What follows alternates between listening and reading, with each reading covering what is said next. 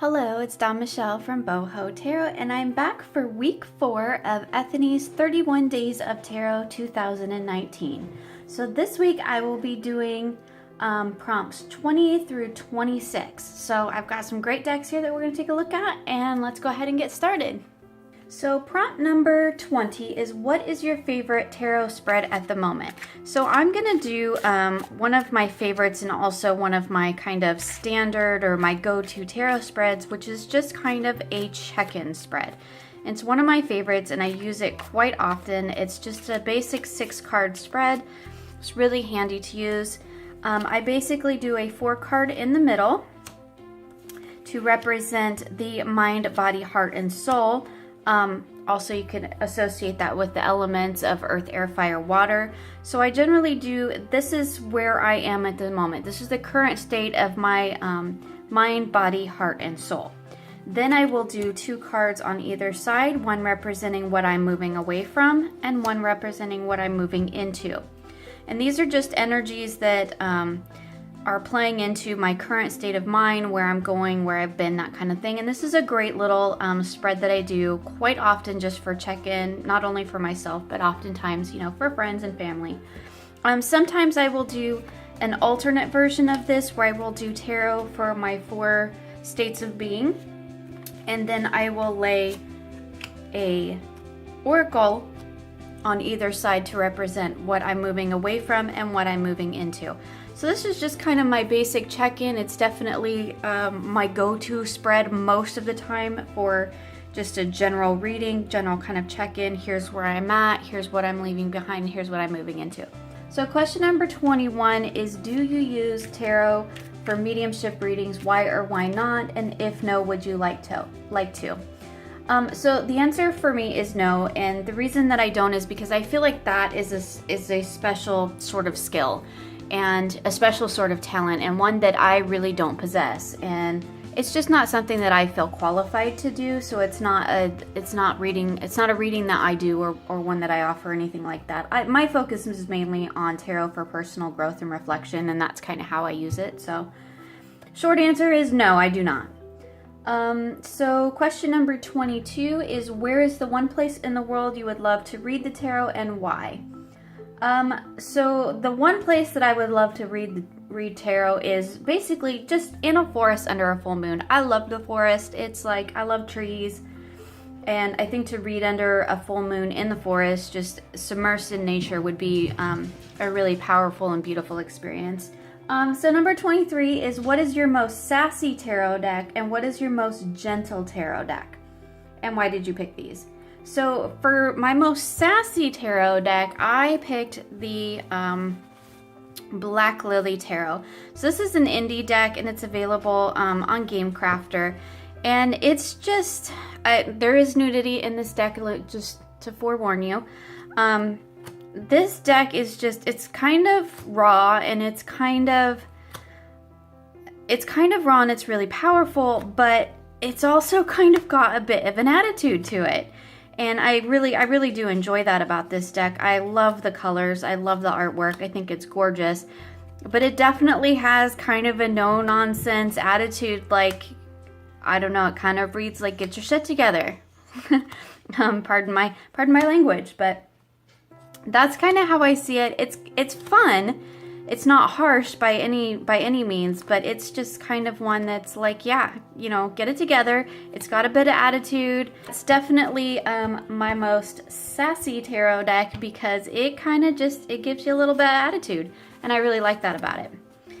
And for my most gentle deck, and these are my little bags that I make for my decks, is the Chrysalis Tarot. And this one is just, it's a really beautiful deck. It's very soft. I love the artwork in it. To be perfectly honest, I'm not entirely sure about the borders. I haven't made up my mind about that one yet. But my readings with this are very soft, very nurturing, very gentle. For me, it was kind of a tie between this and the Shadowscapes, but I tend to use this one more, so this is the one that I decided to pull from. So those are the 2 that I chose. So the Chrysalis for my most gentle and the Black Lily Tarot for my sassy one. question number 24 is, what tarot card do you feel is the most understood and why?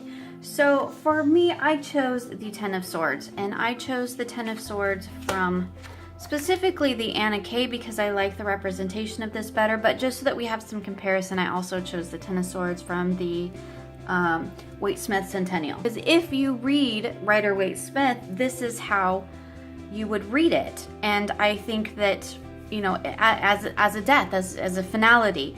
Whereas if you read more numerologically, you're going to see it more as a moving on to the next phase. Like I see 10 as moving on to the next phase, which would be page, which would be, you know, starting back at 1 with 11, but into the second phase of things. I think it really comes down to how you perceive, you know, the cards, how you perceive them numerologically, how you perceive them esoterically, and the traditions that you were kind of brought up in.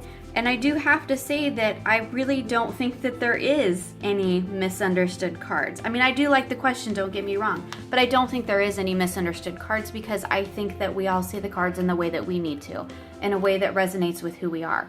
And question 25 is, do you have any tarot self-care rituals that are only for your personal practice? So my answer to this one is yes, I do, but I do kind of share them on Instagram. So I do my self-care Sunday readings. I started doing it as part of my own self-care routine as a way to bring tarot into my self-care practice, and then I had shared them with a few people who really liked them, so then I started sharing them on Instagram, and now I have a little booklet of them and everything. So it did start off as for me, but I do share that with others, but it's not like a service I provide for others. I provide the spread, I do not provide the reading, if that makes sense. And the other self-care ritual that I have in terms of tarot is my meditation and journaling. A lot of times I will do, you know, meditations on a card, some path working. There's that 3 of Cups again. I still, if you watched my other, I think it might have been in week 1, the card that stalked you in 2018, 3 of Cups, still stalking me so far in 2019.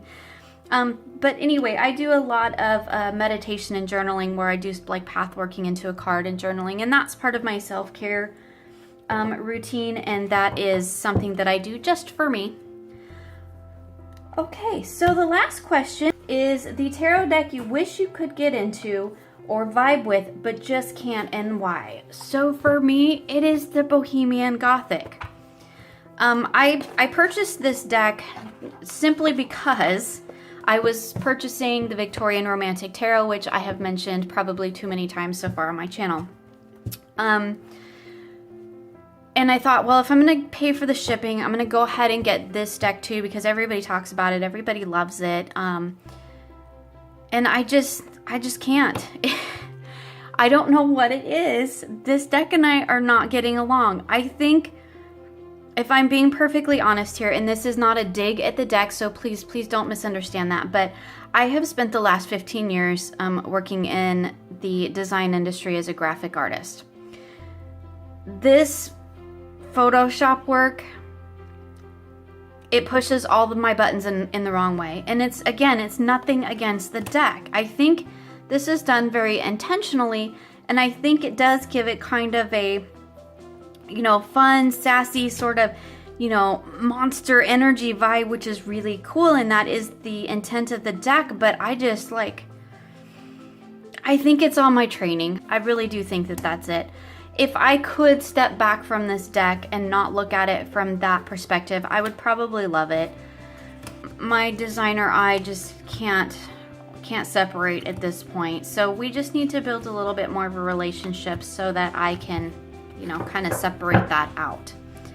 So deck I wish I could get along with, Bohemian Gothic, and we're gonna keep working at it. It's on my list to dive deep into for 2019. So I think that's it for me today, and I will be back again next week with the final week of 31 Days of Tarot. Thank you for joining me this week, and I will see you again soon for more creative tarot for an inspired life.